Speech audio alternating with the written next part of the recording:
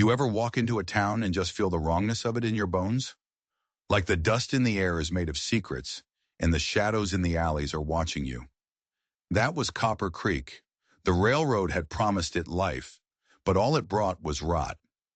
I'd ridden in 3 days ago, my pockets heavy with silver, and my soul feeling just as heavy for different reasons. My name is Nathan Cross. I'm the kind of man who minds his own business, or at least I used to be. It all changed on my second night in a saloon called the Golden Nugget. The whiskey tasted like turpentine, and the piano sounded like a dying cat. I was just trying to drink away the memory of my wife Catherine's face when I heard it. A child's voice, sharp, desperate, and coming from the alley out back. Please, no. I didn't mean to drop it. Something in my chest, something I thought was long dead and buried, cracked open. I put my glass down. The bartender, a man with a face like a worn-out boot, caught my eye. He gave a tiny shake of his head. A warning. Some things in this town, his eyes said, ain't worth the trouble they bring, but I've always been drawn to trouble. I pushed through the back door, and the smell of garbage and misery hit me like a fist. And what I saw next, well, it's seared into my memory forever. A little girl, maybe 12 years old, was on her knees in the dirt. She was scrambling to pick up a few scattered potatoes from an overturned bucket. And standing over her was a man built like a bull, with a lit cigarette glowing between his fingers like the eye of a devil. Clumsy little wretch, he snarled, his voice thick with booze. Maybe a little fire will teach you to be more careful. The girl looked up at him, her eyes empty of hope, and she whispered something that froze the blood in my veins. Are you going to put out the cigarette on me again? Again. That one word was all it took. Something inside me didn't just break. It forged itself into cold, hard steel. I stepped out of the shadows. I don't think that's going to happen, I said. My voice was quiet, but it cut through the night. My hand wasn't on my gun, but it was close. Close enough. The big man, the stepfather I'd heard whispers about, spun around. He was all bluster and cheap whiskey courage. This ain't your concern, stranger, he growled. She's mine to discipline. Is that what you call it? I took a step closer. The girl, Lucy, scurried back against the wall, clutching the potatoes like they were gold nuggets. Where I come from, I said, looking him dead in the eye, we have a different name for men who hurt children. His hand twitched toward the knife on his belt. It was the last mistake he'd make that night. He lunged, clumsy and drunk. I moved like a dancer, sidestepped his wild swing, and drove my knee hard into his gut. The air went out of him in a wet gasp. As he doubled over, I took his knife and sent it skittering into the darkness. He lay there on the ground, writhing and choking. I leaned over him. If I ever hear you've laid another hand on her, I whispered, I will come back and I will end you. I turned to the girl. She was watching me with those old, haunted eyes, so small, so fragile. Are you hurt? I asked, my voice softer now. She just shook her head, clutching those potatoes. What's your name? Lucy, she whispered, and then she looked past me at the alley entrance, at her stepfather who was staggering away into the night. I knew this wasn't over. A man like that doesn't forget a humiliation. He lets it fester. He lets it turn into something worse. But right now, all that mattered was the girl. Lucy, I said gently, let's get you something to eat. I reached out my hand. She stared at it for a long moment, like she'd never seen one offered in kindness before. Then slowly, she placed her small, grimy hand in mine. And as I led her out of that dark alley, she looked up at me with terror in her eyes. What have you done? She whispered. You've ruined everything. I didn't understand. Ruined what? I had just saved her. She was trembling as I sat her down in the corner of Mrs. Patterson's boarding house, a plate of beef stew in front of her. She ate like a starved wolf, her eyes darting toward the door every few seconds. Lucy, I said, keeping my voice low. What did you mean? What did I ruin? She finished the last piece of bread, wiping the bowl clean, and finally looked at me. The fear in her eyes was real, and it was sharp. He wasn't just being mean, she said, her voice barely audible. The potatoes, they weren't for dinner. I frowned. Then what were they for? She took a shaky breath. It was a signal. I was supposed to drop the bucket at the mouth of the alley. Someone was waiting. Someone was supposed to pick one up. This was making no sense. A signal? Why? I asked. There was a message, she whispered, and now she was leaning in close, her eyes wide. Tucked inside one of the potatoes, a message from my mama. I sat back stunned. Your mother? I heard she passed away months ago. She did, Lucy said, and a single tear traced a path through the dirt on her cheek. Silas, my stepfather. He pushed her down the stairs. I saw it. My gut twisted with a cold fury. The sheriff? Sheriff Morrison? She let out a hollow little laugh. He's the one Silas works for. My mama. She was part of their business. Something went wrong. She tried to warn someone. The message.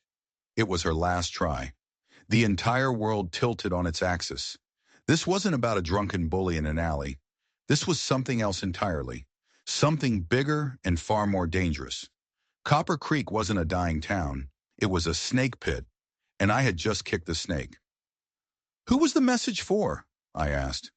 I don't know, she said, shaking her head. Mama just called him the doctor. She said he was the only one who could help. Now he'll think the message isn't coming, and Silas will have to tell the sheriff that I failed. The stew in my stomach felt like a lead weight. The bartender's warning echoed in my head. Not worth the trouble. I looked at this small girl, this orphan being used as a pawn in a game she didn't understand, and I knew. My wandering days were over. My trouble had just begun. We need to get you out of this town, I said, the words coming out before I'd even thought them through. There's nowhere to go, she said, her voice flat with defeat. The sheriff owns this whole county. He'll find us. He'll have to get through me first, and I said. Just then, the door to the kitchen creaked open. Mrs. Patterson, the kindly old woman who ran the boarding house, stood there with a warm smile. Everything all right in here, dears? She asked, her eyes twinkling. Is there anything else I can get for you, little Lucy? Lucy shook her head, trying to smile back. But as Mrs. Patterson turned to leave, I saw it. For just a second, her smile dropped. And the look she gave me wasn't kind. It was cold, calculating, and it was a look of recognition. She knew who I was talking about. She had been listening, and a new, terrible thought began to form in my mind. What if this boarding house wasn't a refuge? What if it was the center of the web? The air in the room suddenly felt thick, hard to breathe. Mrs. Patterson's footsteps faded down the hall, but I could still feel her presence, cold and heavy like a tombstone. Lucy, I whispered, leaning across the table. Mrs. Patterson. Do you trust her? Lucy's eyes widened. She had seen it too. She's always been nice to me, but sometimes I hear her talking with Sheriff Morrison, late at night. My blood ran cold, of course. In a town this rotten, the rot runs deep. The kindly widow was a spider, and we had just walked right into her parlor. We were trapped. Every instinct screamed at me to grab the girl and run. But where? The whole town was a cage, and the sheriff held the key. We couldn't fight, and we couldn't flee. We needed a plan. We needed leverage. The message, I said, my mind racing. What did it say? I don't know, Lucy whispered. Mama never told me. She just said it was a map to the Devil's Pantry. The Devil's Pantry. It sounded like something out of a campfire story. What is that? It's where they keep it all, she said. The gold they steal from the mining company shipments. The whiskey they smuggle over the state line. Everything. It's their whole operation. Mama said if the map got to the right people, it would ruin them. A map. A treasure map for criminals. That was our only card to play, but the map was gone, lost with the potatoes in that filthy alley. Or was it? Lucy, think, I said urgently. Did your mother have a hiding place? Anywhere she kept secrets? She scrunched up her face, her mind working. Our cabin, there was a loose floorboard. Under her bed. She told me to never, ever go near it. That was it, our only chance. It was insane. A suicide mission. Silas would be there, drunk and furious, Or worse, the sheriff himself might be waiting. But staying here was a death sentence too, just a slower one. All right, I said, making the decision. Here's what we're going to do. I laid out the plan in hushed tones. I'd create a distraction at the saloon, draw Silas and anyone watching the boarding house away. That would give Lucy a small window. Just enough time to slip out, run to the cabin, get whatever was under that floorboard, and meet me at the livery stable on the edge of town. It was a terrible plan. 100 things could go wrong, but it was the only one we had. Can you do it? I asked her, looking into those impossibly old eyes. She didn't hesitate. She just gave a single firm nod. The fear was still there, but underneath it was a core of pure steel. She was her mother's daughter, all right. I stood up, pushing my chair back. I gave Mrs. Patterson a polite nod as I walked past the kitchen. The stew was excellent, I said. I think I'll head back to the saloon for a nightcap. Her smile was as sweet as poison. You be careful out there, Mr. Cross. This town can be a dangerous place for strangers. Oh, I know, I said, my hand resting on the grip of my Colt. I'm counting on it. I walked out into the night, the weight of the world on my shoulders. I was walking into the lion's den, armed with nothing but a desperate plan and the trust of a little girl. I made my way down the dusty main street. The Golden Nugget was louder now, the sounds of drunken laughter spilling out into the darkness. I pushed open the swinging doors, and standing right there at the bar talking to the bartender was Sheriff Morrison. He turned as I walked in. He was a tall, lean man with cold, dead eyes that seemed to look right through you. He had a silver star pinned to his vest, but it didn't shine. It seemed to absorb the light around it, like a black hole. He gave me a slow, chilling smile. Cross, he said, his voice smooth as oil. Just the man I wanted to see. Mrs. Patterson told me you'd be stopping by. She also told me you've taken a special interest in the girl. My heart hammered against my ribs. The trap had already been sprung. He knew. He knew everything. My mind was a whirlwind, but my face was a mask of stone. I'd walked into ambushes before, on battlefields a lot bloodier than this saloon. The key was to not let them see your fear. Sheriff, I said, my voice calm. I walked to the bar, standing a few feet away from him. Just enjoying the local hospitality. Is that what you call it? Morrison's smile widened, but it didn't reach his eyes. Taking in strays? That can be a dangerous hobby in Copper Creek. Sometimes strays belong to people. His hand was resting on his hip, inches from his pistol. This wasn't a conversation. It was a threat. The girl's stepfather, Silas, he came to me, the sheriff continued, picking up a glass of whiskey, told me a wild story about a stranger interfering in his family business. Now, normally I'd lock a man like Silas up for public drunkenness, but his story had me intrigued. He took a slow sip, his eyes never leaving mine. So tell me, Mr. Cross, why are you so interested in a worthless orphan girl? This was the moment, the pivot point. My plan to create a distraction had just blown up in my face. Lucy was probably already slipping out the back of the boarding house, running toward a cabin that could be a trap. I had to buy her time. I had to keep the sheriff here, focused on me. So I did the only thing I could think of. I told him a piece of the truth. I don't like men who use lit cigarettes on children, I said, my voice low and hard. Call it a personal flaw. The sheriff chuckled. A man of principle. I do admire that. It's so rare these days, but principles can get a man killed. He leaned in closer, his voice dropping to a conspiratorial whisper. See that girl? She's more trouble than she's worth. Her mother was a thief, a liar, got herself mixed up in things that were way over her head. The girl is just like her. He was testing me, trying to see what I knew. All I see is a child who needed help, I said, and now you're her knight in shining armor, he sneered. Well, let me give you some friendly advice. Ride out, tonight. Forget you ever saw her. Forget you ever set foot in Copper Creek. Go now, and I'll even forget about your little chat with Silas. It was the offer of a coward, the deal of a man who doesn't want witnesses.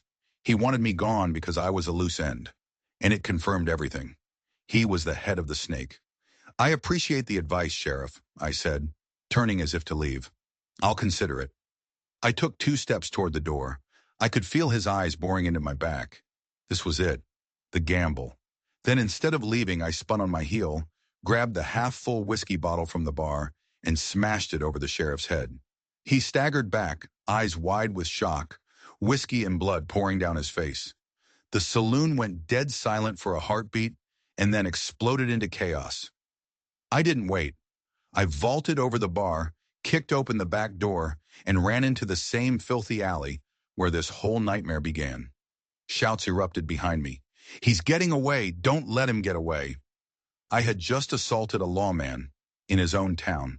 There was no going back now. I wasn't just a person of interest anymore. I was a wanted man. I raced through the maze of back alleys, my lungs burning. I had to get to the livery stable.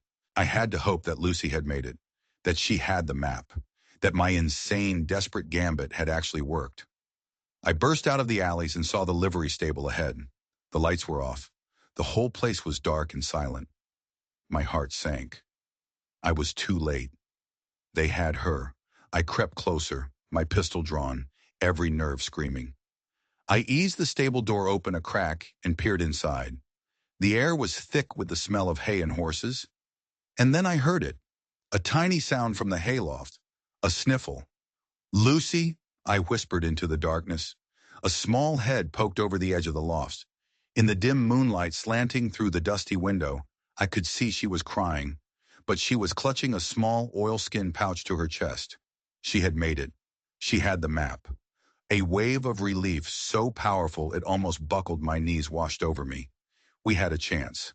But the relief lasted only for a second, because just then, the stable doors behind me creaked open. I spun around, raising my gun. It wasn't the sheriff. It wasn't one of his deputies. It was Mrs. Patterson, and she was holding a double-barreled shotgun, both hammers cocked. "I knew you'd come here," she said, her voice no longer sweet, but cold as a grave. "The sheriff is my brother. You should have minded your own business, Mr. Cross. Now you're going to give me the map, and then you and the girl are going to have a little accident." The shotgun looked like 2 giant, dark eyes staring at me from across the stable. One wrong move, and she'd paint the walls with my insides. "Mrs. Patterson," I said, trying to keep my voice steady. Lucy was frozen in the hayloft above, a silent witness. "Your brother is a murderer and a thief." "My brother is a survivor," she spat, the kindly old woman axe stripped away to reveal something hard and bitter beneath. "This town was dead. He gave it life. A little dirty business is the price of survival out here."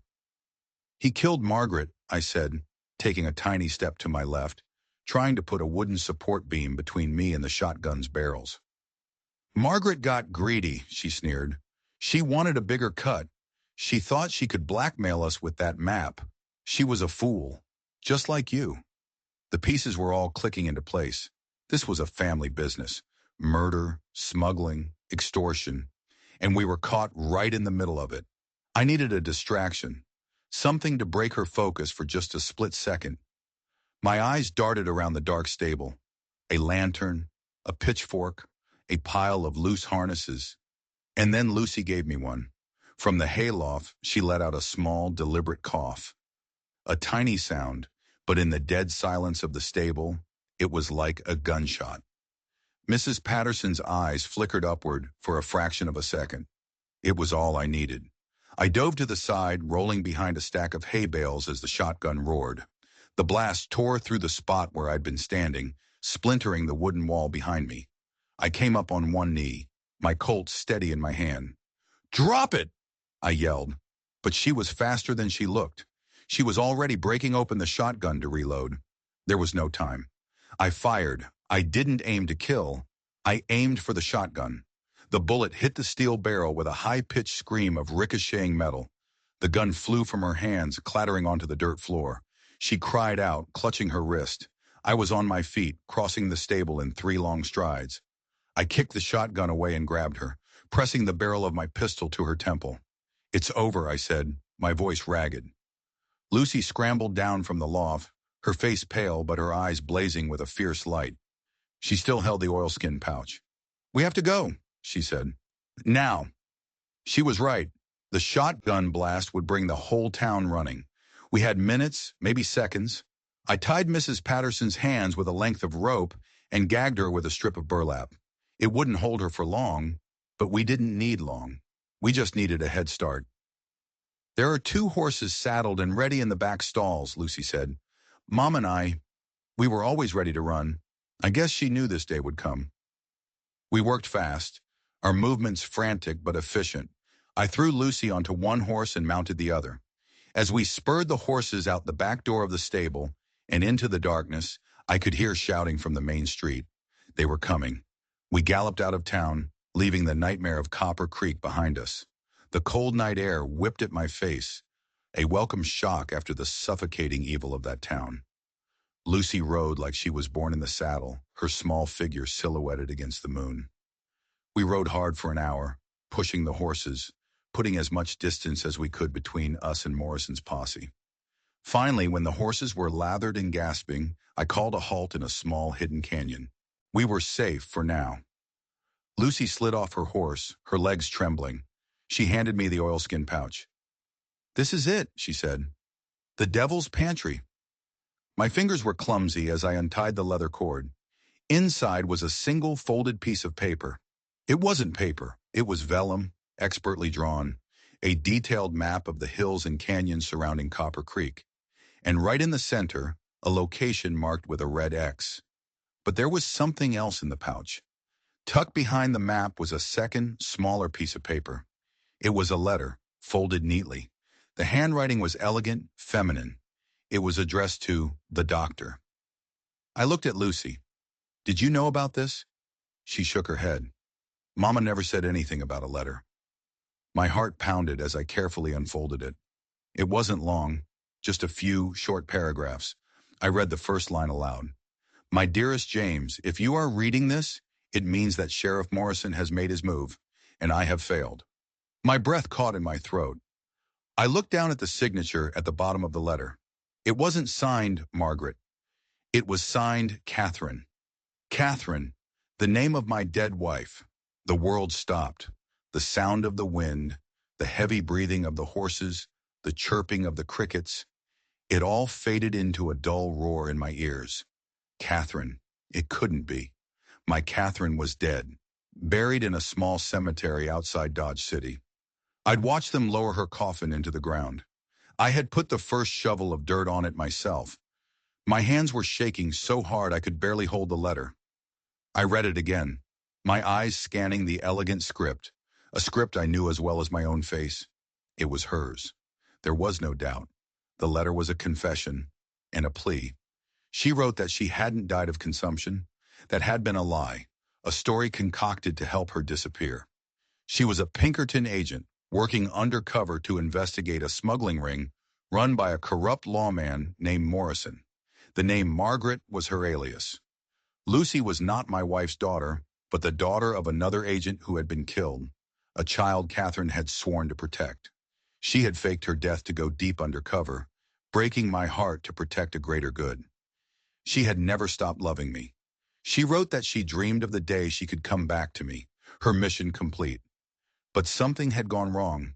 Morrison had grown suspicious. She knew her time was running out. The map was her last desperate play. It was meant for another agent, a man codenamed the Doctor. And then I read the last line of the letter, a line that shattered what was left of my world. "If I fall, find Nathan Cross. He is my husband. He is the only one I trust to finish this. Tell him our daughter needs him." Our daughter. I looked up from the letter, my vision blurred with tears. I looked at Lucy, who was watching me with a confused, worried expression. The auburn hair, the fierce determination, the way she stood her ground.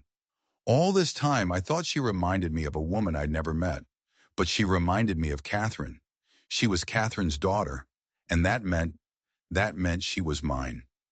The realization hit me like a physical blow. I stumbled back, my legs giving out, and sank to the ground. This whole time, wandering the frontier like a ghost, mourning a wife who wasn't dead, I had a daughter. A daughter living in a hell I couldn't have imagined, and I didn't even know she existed.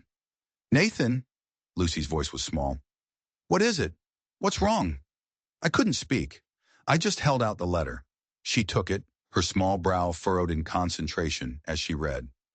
I watched her face, watched the confusion turn to shock, and then to a dawning, heartbreaking understanding. Her eyes, my Catherine's eyes, lifted to meet mine. My, my mother, she stammered. She wasn't my mother? She was, I choked out, finding my voice.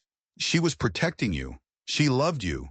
But Lucy, your birth mother, and your father, I didn't need to finish. She understood. The silence in the canyon was vast and deep, filled with the weight of years of lies and secrets. I had found the daughter I never knew I had, and I had found her only to learn that the woman we both loved was likely dead, murdered by the man who was hunting us at this very moment. Suddenly a sound cut through the night, the baying of hounds, distant but getting closer. Morrison wasn't just coming for a runaway girl and a nosy stranger anymore. He was coming to bury his last secret. He was hunting family. And this was no longer about escape. This was about vengeance. They're using dogs, I said, my voice cold and hard. The grief was still there, a raw, open wound, but now it was surrounded by a wall of ice-cold rage. He won't stop until we're in the ground. Lucy looked at the map in my hand, then back at me. The shock on her face was hardening into resolve. She had her mother's fire. She had my grit. The Devil's Pantry, she said. The map leads there. If we can get there first, we can set a trap of our own, I finished. It was a long shot. They had more men, more guns, and they knew this land. But we had the one thing they wanted, and we had the element of surprise. We can't outrun them, I said, thinking fast. We have to be smarter. The dogs are following our scent. We need to break the trail. I looked at the stream trickling through the bottom of the canyon. It was our only hope. Come on, I said, grabbing the reins of the horses. We ride in the water. We led the horses into the shallow, rocky creek bed. The water was frigid, soaking through our boots, but the cold was a welcome distraction. It helped focus the mind.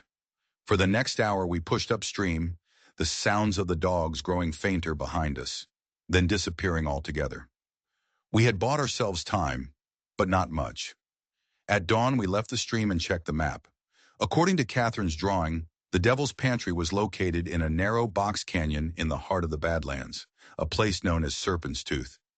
It was a natural fortress, with only one way in and one way out.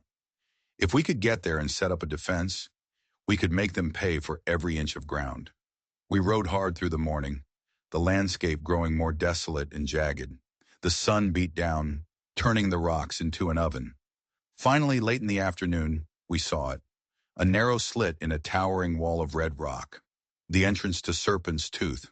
We rode inside. The canyon was just as the map described. 100 yards long, 50 yards wide, with sheer cliffs on all three sides. At the far end was the dark mouth of a cave, the Devil's Pantry. It was a perfect kill box. We dismounted and I looked around, my soldier's eye assessing the terrain. We need to get to high ground. There's a ledge up there, I said, pointing to a rocky outcrop about 30 feet up the canyon wall. It will give us a clear line of sight to the entrance. Climbing was treacherous, but we made it. From our perch, we had a perfect view of the canyon mouth. Anyone who entered would be completely exposed. Now we wait, I said. The waiting was the hardest part. The sun began to set, painting the canyon in shades of blood and fire. The silence was absolute. In that silence, the reality of everything came crashing down again. I looked at Lucy, this brave, terrified, incredible girl, my daughter.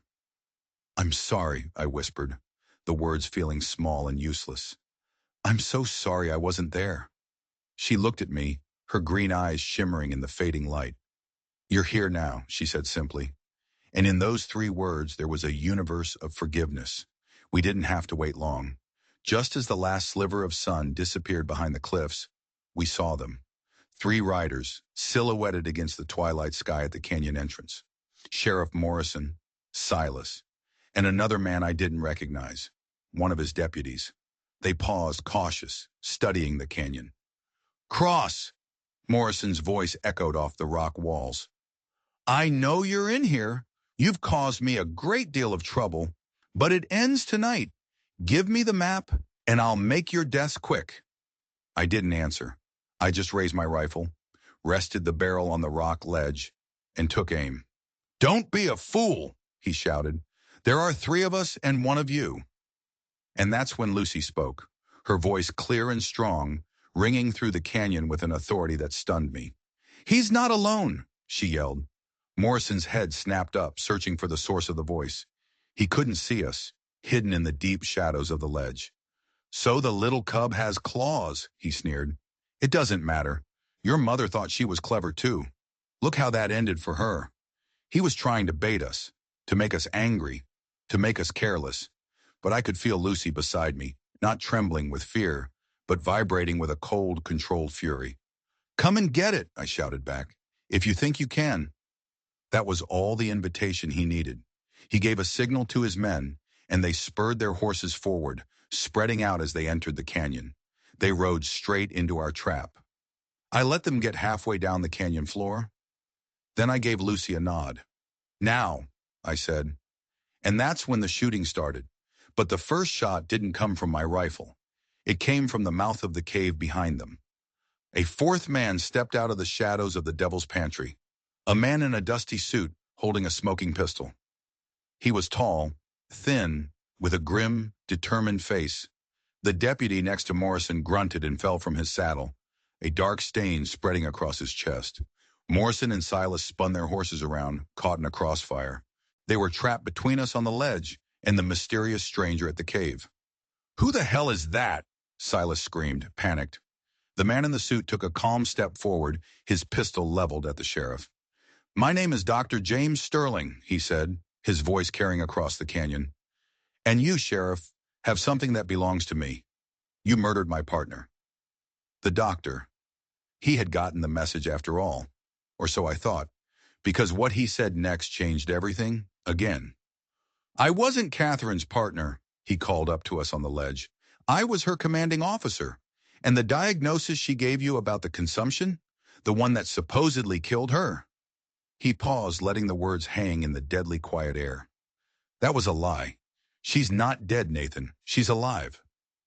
For the second time in 24 hours, my world dissolved. Alive. Catherine was alive. The canyon, the guns, the imminent threat of death. It all vanished. There was only that one, impossible, beautiful word. Alive. Down below, Sheriff Morrison was just as stunned. The revelation had frozen him in his tracks. This was a ghost he thought he'd buried for good. Dr. Sterling took advantage of the hesitation. He fired again.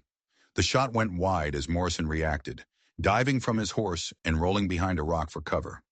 Silas, less agile and more terrified, simply fell off his horse and lay flat on the ground, trying to make himself as small as possible. Where is she? I roared from the ledge, my voice cracking with an emotion so powerful it threatened to tear me apart. A federal prison, Sterling shouted back, never taking his eyes off Morrison's position. Morrison was clever. He didn't kill her. He framed her, used his authority to have her arrested by a U.S. Marshal on trumped-up charges of treason. He knew no one would believe a disgraced agent. She's been locked away for 6 months. It was diabolical and brilliant. He hadn't just eliminated his enemy. He had destroyed her reputation, ensuring she could never be a threat again. The map was Catherine's last desperate gamble, not to expose his smuggling, but to prove her own innocence. The Devil's Pantry didn't just hold gold and whiskey, it held the evidence that could set her free. The real evidence, Sterling yelled, is in that cave. Ledgers, shipping manifests, enough to hang him and clear her name. Morrison knew he was cornered. His secrets were spilling out, and his life was measured in heartbeats. He did the only thing a cornered rat can do. He fought back. He fired blindly from behind his rock, the bullets ricocheting wildly off the canyon walls. You'll never take me alive, he screamed, his voice strained with rage and desperation.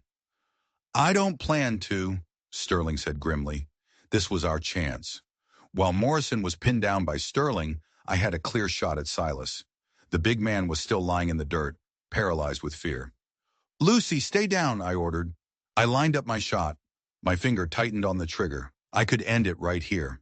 End the man who had tormented my daughter, who had helped murder the woman she thought was her mother. Justice. But then I looked at Lucy. Her face was pale, her eyes wide. She was watching me. This man she just learned was her father, about to execute a man in cold blood. And I couldn't do it. Not in front of her. That wasn't the man Catherine would have wanted me to be. That wasn't the father Lucy deserved. I lowered the rifle and fired into the dirt, just inches from Silas's head. He screamed and scrambled backward like a crab, trying to get away. "It's over, Silas!" I yelled. "Give up!" The distraction worked. Morrison, hearing the shot and Silas's scream, poked his head up from behind the rock to see what was happening. It was the opening Sterling needed. His pistol cracked once more. Morrison's hat flew off his head, and he slumped back down, a dark hole appearing in his shoulder. He wasn't dead, but he was out of the fight. Silence descended on the canyon. It was over. We scrambled down from the ledge. I ran to Lucy, pulling her into a fierce hug, holding my daughter for the first time. She buried her face in my chest, her small body shaking with relief.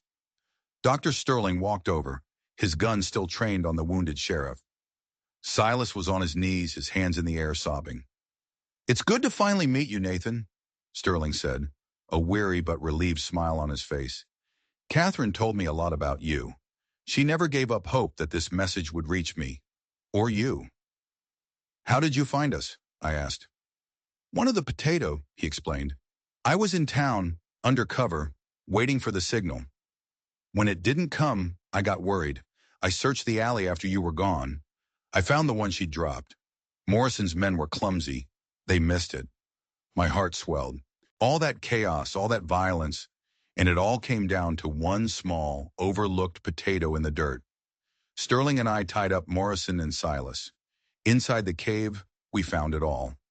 Boxes of stolen gold, crates of smuggled goods, and most importantly, a small metal lockbox containing the sheriff's ledgers. Every crime, every bribe, every name, all meticulously recorded. The proof we needed. As the moon rose high over the canyon, Sterling looked at me. "It will take some time," he said. "We have to get this evidence to the right people. Go through the courts. But we will get her out. I promise you." Catherine was alive. She was coming home.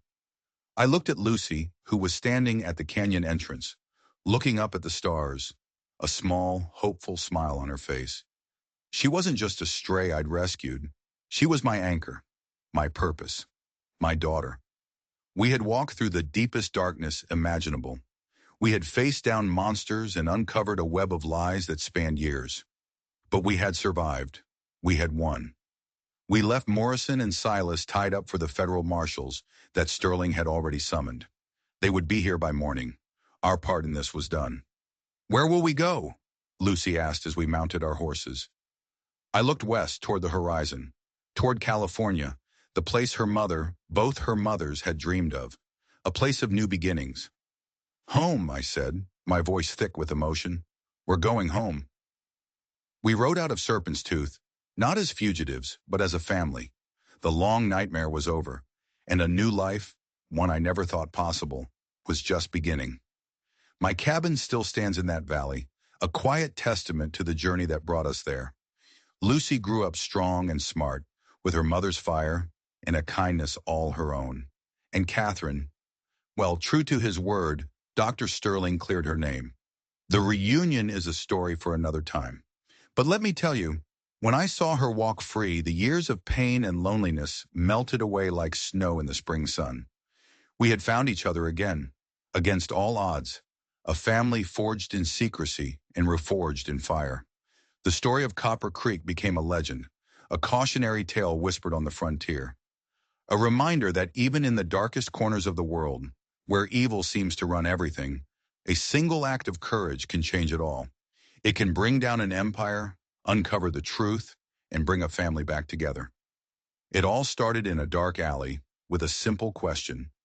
Are you going to put out the cigarette on me again? And the answer to that question changed the world. If you enjoyed this story and you want to hear more tales of the strange, dark, and mysterious things that can happen when you wander off the beaten path, then make sure to hit that subscribe button. And don't forget to turn on notifications so you don't miss our next adventure. Thanks for listening.